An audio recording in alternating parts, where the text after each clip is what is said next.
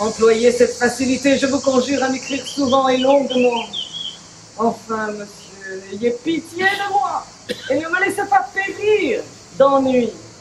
Je vous dois le peu de goût que j'ai. Vous êtes pour moi la pierre de touche. Tout ce qui s'éloigne de votre manière me paraît mauvais.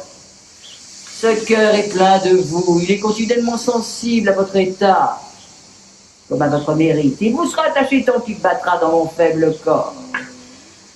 Ah, je crois vous entendre quand je vous lis.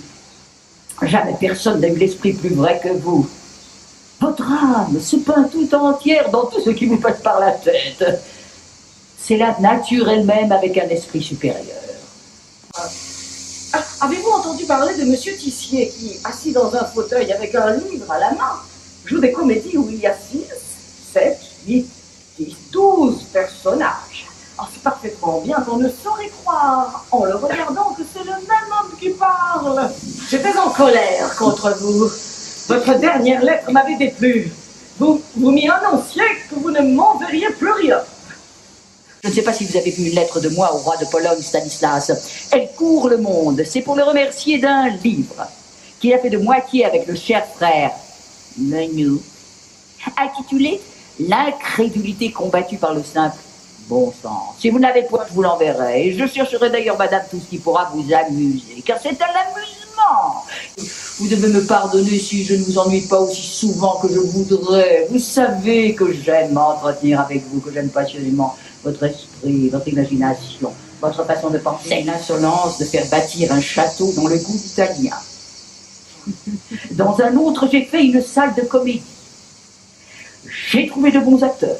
Et malgré tout cela, je me suis aperçu à la fin que le plus grand bonheur consiste à être journellement et utilement occupé. Et au verset 20 du chapitre 23, il y est dit: Coliban, la bien-aimée Jérusalem, après avoir tâté de 1000 amants, a donné sa préférence à ceux qui ont les talents. Non. Quel conseil me donnez-vous? Lire l'Ancien Testament. Et donc, on n'aura pas trouvé le moyen de faire le sien. Le sage savant qui demeure à Rome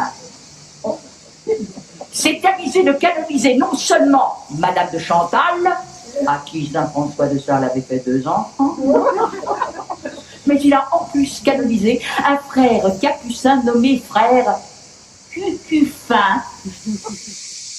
Je renais au printemps et je passe de la Sibérie à Naples sans changer de lieu. Voilà ma destinée.